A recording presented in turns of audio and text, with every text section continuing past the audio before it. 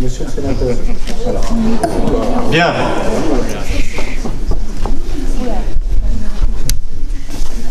Monsieur le sous-préfet, monsieur le député, monsieur le sénateur, madame, monsieur les conseillers départementaux, mesdames et messieurs les membres des corps constitués, mesdames et messieurs les présidents des communautés de communes, mesdames et messieurs les maires, les élus, chers collègues, mesdames et messieurs les présidents d'associations, mesdames et messieurs, en vos diverses qualités, je vous remercie d'avoir répondu présent ce soir à notre invitation. La France a été frappée dans sa chair en 2015 par des événements dramatiques qui touchent aujourd'hui de plus en plus de pays dans le monde, comme l'illustre la tragique actualité de ces derniers jours. Mais en aucun cas, ces drames ne sauraient nous empêcher de nous réunir ce soir. Ce serait faire le jeu des terroristes que de renoncer à ce moment de convivialité que constitue la cérémonie des vœux, ancrée dans nos traditions. Il y est d'usage de rendre compte des dossiers menés, mais également de dresser la feuille de route des mois et des années à venir. Je n'échapperai donc pas à cette coutume ce soir. Mais je tiens tout d'abord à vous exprimer le plaisir que j'ai d'être le président de la communauté de communes de Villers-Cotterêts-Forêt-de-Retz. Depuis que j'ai reçu ce mandat, je m'efforce quotidiennement de prendre des décisions qui ne vont que dans le sens de l'intérêt général, et ce dans le respect des décisions du Conseil communautaire. Je suis entouré dans ma mission de vice-président, en charge de portefeuilles essentiels, finances, aménagement du territoire, développement économique, logement, sport, tourisme, culture, social et environnement. Ensemble, nous avons à cœur de démontrer que l'échelon intercommunal est primordial pour le développement de services de proximité à destination des administrés et de notre territoire. Je citerai au sein de la rétrospective 2015 quelques dossiers qui illustrent très concrètement les missions de votre communauté de communes et qui, pour certains d'entre eux, seront déterminants pour l'avenir. Au titre des réalisations, le bâtiment relais, dont les travaux se sont achevés en décembre dernier, est destiné à accueillir de jeunes entreprises du tertiaire en complémentarité de l'hôtel d'entreprise qui, lui, est davantage axé sur l'activité artisanale. Il s'agit pour les créateurs de bénéficier de loyers attractifs pendant les premières années d'existence de leur entreprise.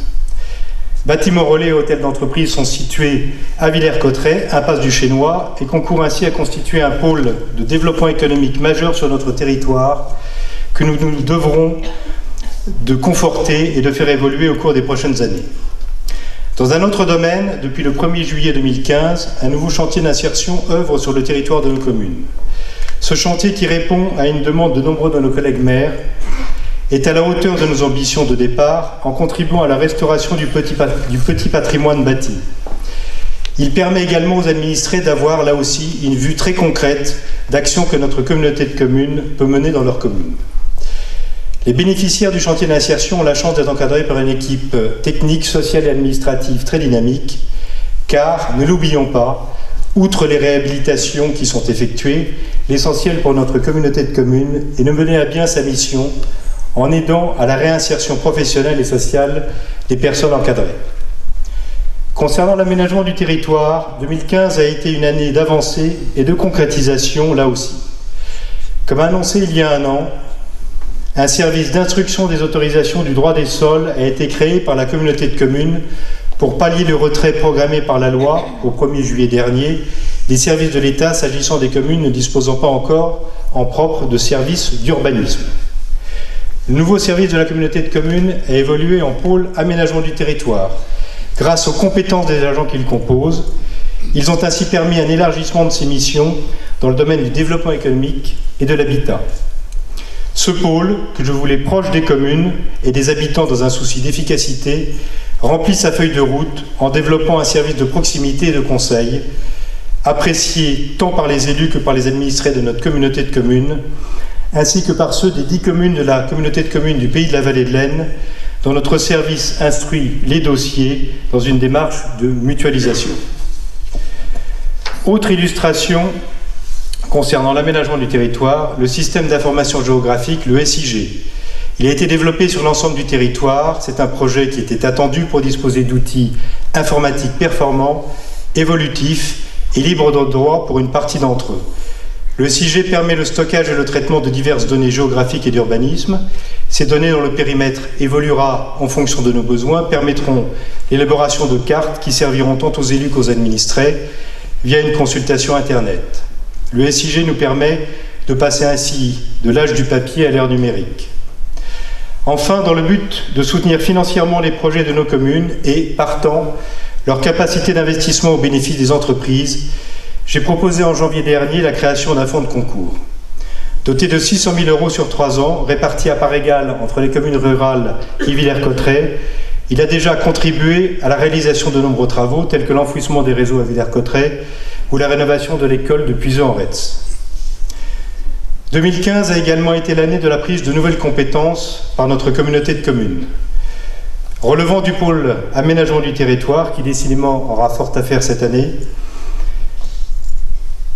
et au cours des années à venir également, la première de ces nouvelles compétences est celle portant sur la prescription de l'élaboration du plan local d'urbanisme intercommunal, le PLUI.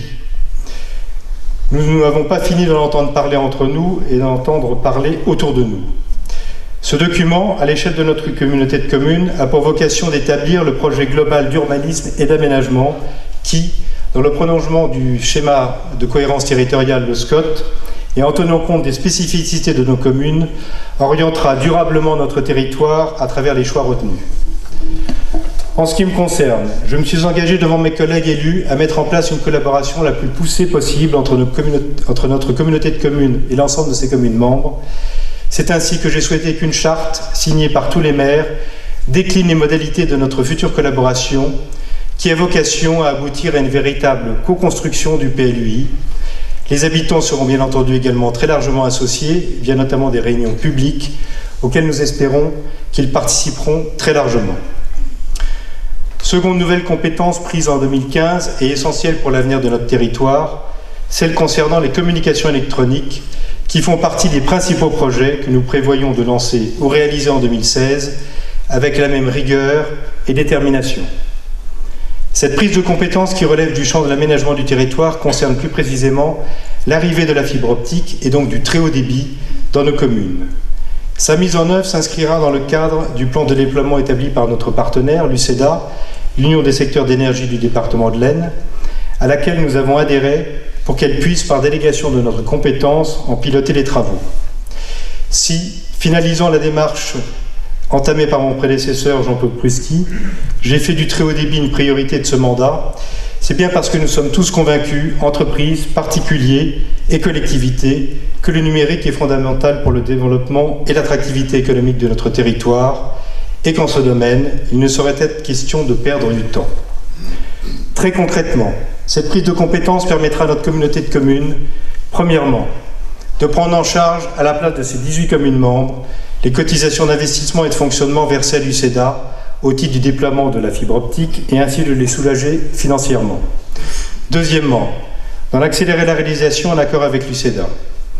Je suis en mesure de vous confirmer que, d'ici à la mi-février, vous sera présenté un calendrier de déploiement actuellement en cours de finalisation. Ceci afin que les travaux démarrent au plus tard en 2018 et se terminent dans des délais les plus brefs possibles, grâce à une participation financière complémentaire que la communauté de communes prendra à sa charge. Comprenez bien qu'il ne s'agit pas ici simplement de substituer une collectivité à une autre, en l'occurrence votre communauté de communes à ses communes, dans le cadre d'une mutualisation de moyens. Il s'agit ici d'un effort particulièrement conséquent de votre communauté de communes, justifié par l'enjeu auquel nous devons répondre, et possible grâce à la bonne gestion réalisée sous les mandats précédents. En effet, pour les communes rurales, cela représentera, en fonction de leur taille, une économie de 20 000 à 120 000 €. Et pour Villers-Cotterêts, une économie de plus de 2 millions d'euros. Un bol d'air dans une période de contraintes budgétaires. Concernant toujours l'aménagement du territoire, le dossier des transports urbains et périurbains, Viléo et Rezzéo, fait l'objet d'une réflexion menée par un groupe de travail dédié au sein de la communauté de communes, rassemblant les élus et le délégataire. Ceci pour mieux répondre aux attentes des usagers. Des aménagements sur les lignes urbaines, d'ailleurs, ont déjà été effectués dès le début de l'année 2015, l'enjeu étant pour 2016 de les compléter pour améliorer encore la qualité du service et également de faire mieux connaître le réseau Rezzéo. Autre sujet d'importance, le développement économique, bien évidemment, et donc le soutien aux entreprises et à l'emploi. La priorité sera d'accélérer l'élaboration d'un schéma d'accueil des entreprises. En effet, en 2015, la zone des Verriers a été totalement viabilisée. La rue des Bûcherons a ainsi été prolongée afin de desservir les terrains inaccessibles jusqu'alors. La réflexion autour d'une nouvelle zone d'activité doit ainsi permettre de pallier la pénurie en offre de terrain qui se produira à moyen terme. S'agissant de la compétence logement, le programme local de l'habitat, le PLH, en cours d'élaboration et initié en 2013, aboutira cette année. Il permettra, en complément du PLUI, de structurer harmonieusement notre territoire en fonction des besoins en matière de logement et en tenant compte des réalités locales dans le but de mieux répondre aux attentes des jeunes, des familles monoparentales ou encore des personnes âgées. Dans ce cadre, à l'instar des expériences mises en place dans d'autres collectivités et que nous avons suivies ces derniers mois, des aides financières dédiées pourront être décidées et des conseils en économie de l'énergie pourront être proposés.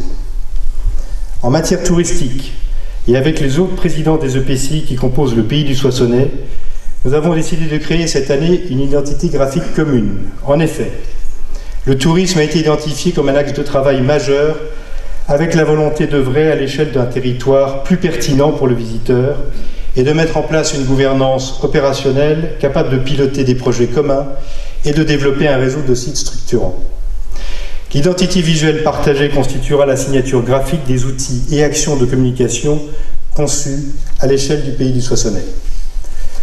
Autre dossier d'envergure, voté fin 2015 par votre conseil communautaire, la reconstitution en forêt de Retz de l'observatoire du Haut-Duquel, le général Mangin, a préparé le lancement de la fameuse offensive de juillet 2018 qui a conduit à l'armistice du 11 novembre. En partenariat avec l'ONF, dont je salue ici l'implication et l'engagement aux côtés de notre collectivité, et avec le soutien de l'ensemble des sociétés historiques locales, des anciens combattants de Villers-Cotterêts, de la Fondation du patrimoine, sans oublier le conseil départemental de l'Aisne, votre communauté de communes souhaite, par cette réalisation, contribuer au devoir de mémoire, mais également en faire un point d'ancrage touristique d'envergure qui rayonnera au-delà de notre territoire. Enfin, je ne peux pas parler du tourisme sans aborder l'avenir du Château Royal de Villers-Cotterêts. France Domaine, qui est le principal propriétaire du château, a en effet initié la constitution d'un comité de pilotage composé notamment des collectivités territoriales, la ville, bien évidemment, mais aussi votre communauté de communes. Ce groupe de travail s'est ainsi penché sur les propositions de la DRT, l'Agence de développement et de réservation touristique de l'Aisne, qui dépend du conseil départemental de l'Aisne, pour préparer un appel à idées qui sera lancé dans les tout prochains mois. Celui-ci sera suivi d'un appel à projet international avec, nous l'espérons tous, un avenir pour le château qui le confortera dans sa vocation touristique. Les politiques culturelles et sportives continueront, quant à elles, de se développer en s'appuyant sur l'école de musique et la piscine et sa salle de remise en forme. Les différentes manifestations à rayonnement intercommunal qui rencontrent beaucoup de succès seront bien entendu poursuivies, qu'il s'agisse des concerts dans les villages, du cross de la forêt de Retz, de la randonnée cyclo, des spectacles de fin d'année et des olympiades pour les scolaires. Un programme de réhabilitation de la piscine sera finalisé en 2016 en vue de travaux en 2017 concernant la toiture, les vestiaires, le poste de secours, pour ne citer que. Il s'agit là d'un dossier lourd techniquement et financièrement, mais indispensable pour assurer la modernisation de cet équipement, structurant pour notre territoire et ses habitants, ainsi que pour de très nombreuses communes limitrophes, et notamment dans le cadre des activités scolaires. Concernant la compétence sociale, la communauté de communes a reçu l'agrément de l'État pour la reconduction en 2016 du chantier d'insertion initié l'été dernier. Les équipes poursuivront ainsi la réhabilitation du petit patrimoine dans les communes qui le souhaitent. En outre, en cette nouvelle année, la communauté de communes renouvellera sa confiance à l'association Les Petits Grains de la Forêt en apportant un soutien financier lui permettant de poursuivre l'action de l'épicerie sociale qui en a bien besoin dans ces moments difficiles, le nombre de bénéficiaires ne diminuant malheureusement pas, soulignant les difficultés que rencontrent trop de nos concitoyens. En matière d'environnement, des actions liées au programme de réhabilitation des installations d'assainissement non collectif, au développement des filières de récupération, à la déchetterie, aux éventuelles pistes d'optimisation de production des déchets seront menées tout au long de l'année. Sans oublier, bien entendu, le suivi des actions de Natura 2000 en forêt de Retz, destinées à préserver et valoriser notre patrimoine faunistique et floristique. Enfin, nous ne devons pas oublier deux sujets essentiels pour l'avenir de notre territoire qui seront suivis de très près par votre communauté de communes et ses conseillers. Les travaux de doublement de la RN2 et le respect du nouveau calendrier à défaut de celui annoncé initialement. Il en va du développement de notre territoire, tout comme de la sécurité de ses habitants, sans oublier bien entendu l'objectif de réalisation à moyen terme d'un demi-échangeur à l'entrée de Villers-Cotterêts sur la route départementale 281. Second sujet, la création d'une maison de santé. Afin d'anticiper les départs en retraite annoncés de nombreux professionnels de santé sur notre territoire, de tenir compte des nouvelles modalités d'exercice des professions de santé et d'éviter ainsi une désertification médicale. Ce projet, mené conjointement avec l'Agence régionale de santé, l'ARS, vient de démarrer par une phase d'étude sur sa faisabilité et fera l'objet de réunions avec l'ensemble des professionnels de santé qui souhaitent participer à sa réalisation et qui élaboreront ensemble un projet de santé partagé. Nous espérons aboutir à la labellisation du dossier par l'ARS à l'automne de cette année, la phase suivante se traduisant par la création de la dite maison à laquelle votre communauté de communes pourrait contribuer financièrement aux côtés des autres partenaires. Mesdames et messieurs, et chers collègues, notre objectif est d'avancer sur l'ensemble des thématiques dont votre communauté de communes a la compétence et la charge, avec constance et pragmatisme, guidés par la recherche du seul intérêt général, et ceci sans négliger les nombreux sujets connexes impactant notre territoire. Tous ces dossiers sont portés par des vice-présidents pleinement engagés et par un conseil communautaire investi, sur lesquels je sais pouvoir m'appuyer et sans l'application desquels rien ne serait possible. Pour cela, vos élus sont assistés d'une équipe pluriprofessionnelle, tant au niveau des services généraux de la communauté de communes que des services spécialisés. Nous pouvons compter sur l'ensemble des agents intercommunaux qui composent notre équipe autour de notre directrice générale, Catherine Duchesne, et qui sont animés par une même volonté de rendre un service public de qualité pour les administrés. Je salue leur dévouement et leur volontariat aux côtés de leurs élus. Sans eux aussi, rien ne serait possible. Ils ont beaucoup été sollicités en 2015 et savent que 2016 ne sera pas de tout repos. Mais je veux aussi leur dire que nous connaissons leur talent et que nous, les élus, avons confiance dans leur capacité à relever, avec nous, les défis auxquels nous avons à faire face cette année. Qu'ils y voient une source de motivation et non d'inquiétude. Je ne peux bien évidemment conclure mes propos sans aborder l'avenir de notre chère communauté de communes de Villers-Cotterêts-Forêt de Retz. La loi sur la nouvelle organisation territoriale de la République, la fameuse loi NOTRe du 7 août 2015, a, en effet, parmi ses dispositions prévu de rehausser le seuil minimal des communautés de communes à 15 000 habitants. Si notre communauté de communes n'est pas directement concernée par ce seuil et aurait pu rester seule avec ses 15 528 habitants, nos voisins du Nord et du Sud, eux, le sont. Ainsi, tout au long du deuxième semestre 2015, vos élus ont mené une réflexion consensuelle sur l'opportunité de redéfinir les limites administratives de notre territoire, répondant en cela également aux sollicitations de nos voisins, avec lesquels ont eu lieu de nombreux échanges à ce sujet. Vos élus ont ainsi émis le souhait, partagé par leurs futurs collègues, de fusionner avec la communauté de communes du Pays de la Vallée de l'Aisne et d'accueillir dans ce futur ensemble, dans un souci de prise en compte de la cohérence de notre bassin de vie et d'emploi, des communes de la communauté de communes de l'Ourcq et du Clignon, désireuses de nous rejoindre et partageant la même motivation pour former un territoire commun qui dépassera les 30 000 habitants. J'invite leur président, Marie-Odile Larcher et Jean-Pascal Berson, à venir à mes côtés, s'il vous plaît. Le projet définitif de schéma départemental de coopération intercommunale n'est pas encore arrêté par Monsieur le préfet de l'Aisne. Mais il devrait, nous en sommes convaincus, tous nos arguments sont de bon sens, nous conduire vers ce territoire élargi dont nous partageons la même vision. Au 1er janvier 2017, nous formerons ainsi un territoire plus dense, plus cohérent, qui constituera ainsi un véritable pôle intermédiaire entre Soissons, Crépy-en-Valois, Compiègne et Château-Thierry. Cette feuille de route, vous l'aurez compris, ne sera pas de tout repos. Mais elle est aussi passionnante à remplir, car nous partageons avec nos collègues de la CCPVA, la communauté de communes du Pays de la Vallée de l'Aisne, et de la communauté de communes de l'Ourcq et du Clignon, la COC, nous sommes la CCVC-FR, engagés dans cette aventure, la même volonté et le même souci de réussir cette fusion.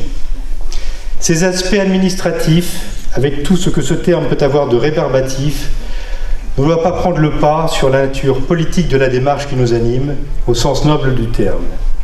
Nous savons aussi pouvoir compter sur les services de l'État pour y parvenir. Merci, Monsieur le Sous-préfet, du soutien que vous nous apportez depuis le début.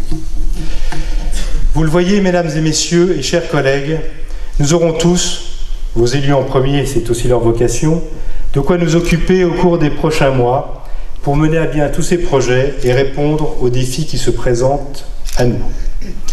Et maintenant, avec l'ensemble de vos conseillers communautaires, titulaires et suppléants, mais également en association avec nos collègues de la communauté de communes du Pays de la Vallée de l'Aisne et de la communauté de communes de l'Ourcq et du Clignon, dont je me réjouis de la présence nombreuse ce soir, leur président en tête, je vous souhaite une très belle année, pleine de joie, de santé et de réussite pour vous-même et pour vos proches.